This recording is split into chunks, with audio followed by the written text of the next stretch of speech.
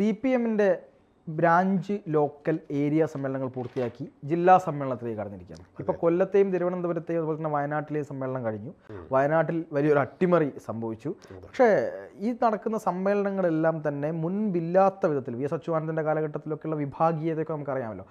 അന്നൊന്നും ഇല്ലാത്ത തരത്തിലേക്ക് ശക്തമായി പാർട്ടിയെയും ഈ സർക്കാരിനെതിരെയും രൂക്ഷമായ വിമർശനങ്ങൾ ഉയർന്നു വരുന്നു, അല്ലെങ്കിൽ പറയാൻ CPM ധൈര്യപ്പെടുന്നു എന്നുള്ളതാണ്. എന്തൊക്കെയോ അത്ഭുതങ്ങൾ CPM-ൽ നടക്കുന്നുണ്ടല്ലേ? CPM നേതൃത്വവും അണികളും പരസ്പര ഭിന്നമായ പാതയിലൂടെ നീങ്ങുന്നു എന്ന ഒരു സൂചനയാണ് നമുക്ക് പ്രാദേശിക സമ്മേളനങ്ങൾ നിരീക്ഷിക്കുമ്പോൾ കിട്ടുന്നത്. ഏരിയ സമ്മേളനങ്ങൾ കഴിഞ്ഞു, ഇപ്പോൾ ജില്ലാ സമ്മേളനങ്ങൾ നടന്നുകൊണ്ടിരിക്കുകയാണ്. 3 ജില്ല പാർത്ഥൻ പറഞ്ഞതുപോലെ കഴിഞ്ഞു. ഇനി വരാൻ പോകുന്ന ജില്ലകളെക്കുറിച്ച് ഗവൺമെൻറ്റിനും പാർട്ടി നേതൃത്വത്തിനും ഭയങ്കര ഉത്കണ്ഠയുണ്ട്. കാരണം തിരുവനന്തപുരം ജില്ലാ സമ്മേളനത്തിൽ മുഖ്യമന്ത്രിയും MV ഗോവിന്ദനും നേരിട്ട് പങ്കെടുത്തു. അവർ സ്റ്റേജിലിരിക്കെയാണ് അവരെ പോലും വ്യക്തിപരമായി പേരെടുത്ത് പറഞ്ഞുകൊണ്ട് ഈ മന്ത്രിസഭയിലെ ചില അംഗങ്ങളുടെ പെർഫോമൻസിനെ അതിരൂക്ഷമായി വിമർശിച്ചുകൊണ്ട് അംഗങ്ങൾ സംസാരിച്ചത്. മുമ്പൊരിക്കലും ഒരു ഇടതുപക്ഷ ഗവൺമെൻറ്റിനെതിരെ CPM അണികളിൽ നിന്ന് ഇത്രയും ആവേശോജ്വലമായ ക്രിറ്റിസിസം ഉയർന്നു വന്നിട്ടില്ല. അങ്ങനെയാണ് മാധ്യമങ്ങളൊക്കെ അതിനെ കാണുന്നത്. അപ്പോൾ പ്രത്യേകിച്ചും തിരുവനന്തപുരം ജില്ലയിലെ സമ്മേളനത്തെക്കുറിച്ച് ഉള്ള സമഗ്രമായ അപഗ്രഥനം ഒരു തിരുവനന്തപുരം പത്രത്തിൽ വരികയുണ്ടായി. അപ്പോൾ അതിലവർ 2-3 റിപ്പോർട്ടാണ് കൊടുത്തിരിക്കുന്നത്. ഒരു ജില്ലാ സമ്മേളനത്തിന് അവരുടെ ജനറൽ പേജിൽ 3 റിപ്പോർട്ടുകൾ വരിക. അപ്പോൾ അതിൽ അത് സൂക്ഷ്മമായിട്ട് നമ്മൾ നോക്കിയാൽ പാർട്ടിക്കകത്ത് എന്തോ ഭയങ്കരമായ ഒരു ഭിന്നത രൂപം കൊള്ളുന്നു എന്ന് വ്യക്തമാണ്. അത് കൊല്ലം സമ്മേളനത്തിന് തൊട്ടു പിന്നാലെയാണ് നടന്നത്. കൊല്ലത്തും തിരുവനന്തപുരത്തും നിലവിലെ സെക്രട്ടറിമാർ വന്നു എന്നത് കറക്റ്റാണ്. പക്ഷേ ജില്ലാ സെക്രട്ടറിക്ക് മാത്രം എതിരായിട്ടല്ല ഇത് ഗവൺമെൻറ്റിനും പാർട്ടിയുടെ സ്റ്റേറ്റ് നേതൃത്വത്തിനും എതിരായിട്ടാണ്. അതാണ് അതിൻ്റെ ഒരു സവിശേഷത. തിരുവനന്തപുരം ജില്ലയിൽ നമുക്കറിയാം, അവിടെ മംഗലപുരം എന്ന് പറയുന്ന സ്ഥലത്ത് മധു എന്ന് ഒരാൾ പാർട്ടിയിൽ നിന്ന് പുറത്താക്കപ്പെട്ടു, ഒരു ഏരിയ നേതാവ്. അപ്പോൾ അയാളെ പറ്റി ഇപ്പം നിലവിലെ ജില്ലാ സെക്രട്ടറി ജോയി പറയുന്നത് അയാൾ പാർട്ടി നേതാക്കന്മാർക്ക് കൈക്കൂലി കൊടുത്തിട്ടാണ് സ്ഥാനമാനങ്ങൾ നേടിയതെന്നാണ്. തനിക്ക് പോലും കൈക്കൂലിയായിട്ട് അയാളൊരു പെട്ടി നിറച്ച് എന്തോ ഗിഫ്റ്റുമായിട്ട് വന്നു, പണവും ഗിഫ്റ്റും ആയിട്ട് വന്നു, ഞാൻ അയാളെ ഗെറ്റ് ഔട്ട് അടിച്ചു എന്നൊക്കെ അദ്ദേഹം പറയുന്നു. അത് പത്രങ്ങളിൽ റിപ്പോർട്ട് ചെയ്തു വന്നു. എന്താണ് CPM-നകത്ത് നടക്കുന്നത്? വേറൊരു കാര്യം കൂടി പറഞ്ഞു. അതായത് മദ്യപിക്കാത്ത നേതാക്കന്മാർക്ക് ഒരു ടൂറും മദ്യപിക്കുന്ന നേതാക്കന്മാർക്ക് വേറൊരു ടൂറും ഇദ്ദേഹം ഒരുക്കിയിരുന്നു എന്നും കൂടി ആരോപണം. മധു അപ്പോൾ മധു ഏതായാലും പാർട്ടിയിൽ നിന്ന് പുറത്തായി, അയാൾ വേറൊരു പാർട്ടിയിൽ ചേർന്നു എന്നാണ് തോന്നുന്നത്. അപ്പോൾ വേറെ ഒരു പാർട്ടി പോയി കഴിയുമ്പോൾ തങ്ങളുടെ ഇത്രയും കാലത്തെ അടുത്ത സഖാവിനെ കുറിച്ച് അവർ ഇതുവരെ പറയാതിരുന്നതോ അതോ ഇല്ലാത്തതോ എന്തോ പറയുന്നു എന്നുള്ളത് വ്യക്തമാണല്ലോ. പാർട്ടിയിൽ ദീർഘകാലമായി പ്രവർത്തിക്കുന്ന ഒരാളുടെ സ്വഭാവ ദൂഷ്യം അവർ പുറത്തു പോകുമ്പോഴാണോ ഇങ്ങനെ പറയുന്നത്? പാർട്ടിയിൽ റിഫൈൻ ചെയ്യാൻ, ഒരാളെ തിരുത്താനും പരിഷ്കരിക്കാനും സംശുദ്ധീകരിക്കുവാനുള്ള എത്രയോ മാർഗങ്ങളുണ്ട്. അതൊന്നും ചെയ്യാതിരിക്കുകയും പുറത്തു പോയി കഴിയുമ്പോൾ അവൻ മഹാനീചനാണെന്ന് പറയുകയും ചെയ്യുന്നതിനകത്ത് ഒരു വൈരുദ്ധ്യവുമുണ്ട്. അതവിടെ നിൽക്കട്ടെ.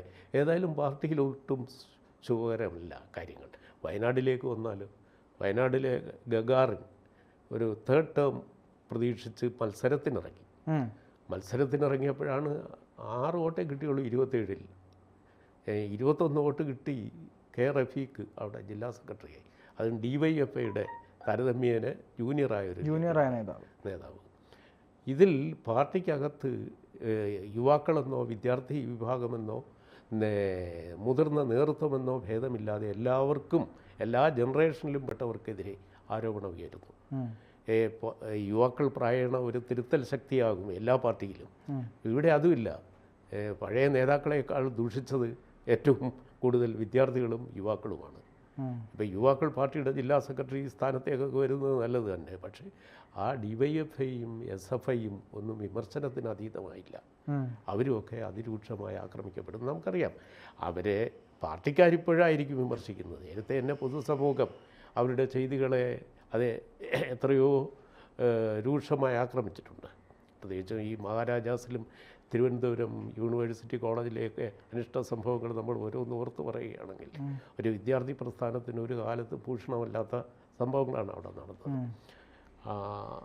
അത്തരത്തിൽ വിദ്യാർത്ഥി വിഭാഗങ്ങളൊക്കെ മാർക്സിസ്റ്റ് പാർട്ടിയുടെ വിദ്യാർത്ഥി വിഭാഗം അധപ്പതിച്ചു പോകുക എന്ന് പറയുന്നത് നമുക്ക് ഭാവന ചെയ്യാൻ പോലും പറ്റാത്ത തരത്തിൽ അത്രയും മോശമാണ്.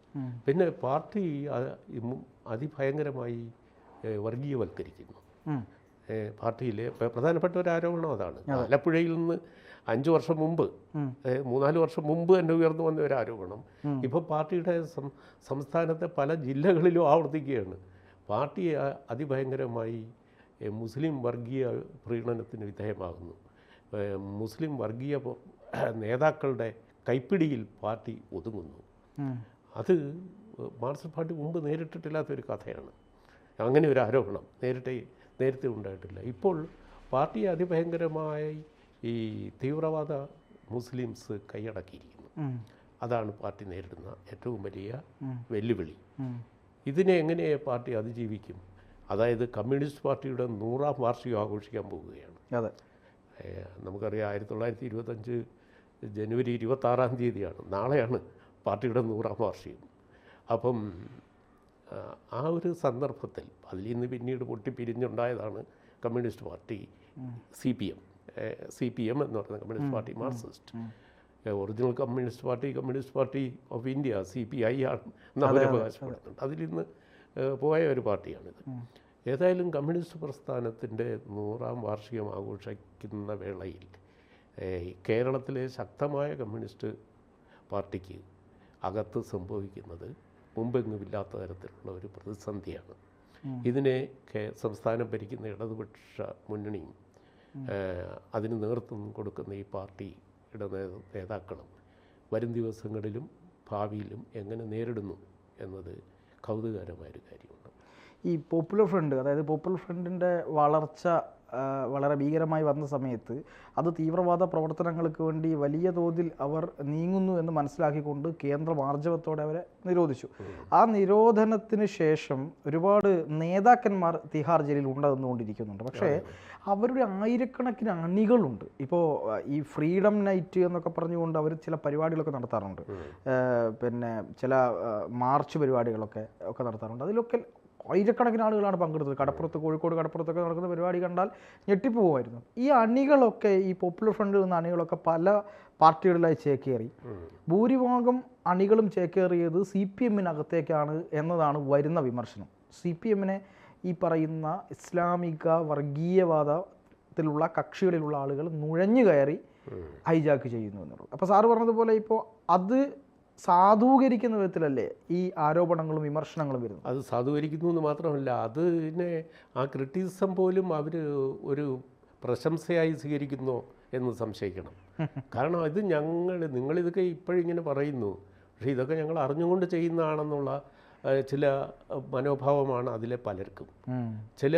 അതിൻ്റെ സാംസ്കാരിക നേതാക്കൾ പൊളിറ്റിക്കൽ ഇസ്ലാമിനെ നമ്മൾ അംഗീകരിക്കണം എന്ന് പോലും പരസ്യമായി പ്രസംഗിക്കുന്നതായിട്ട് നമ്മൾ കേട്ടിട്ടുണ്ട്.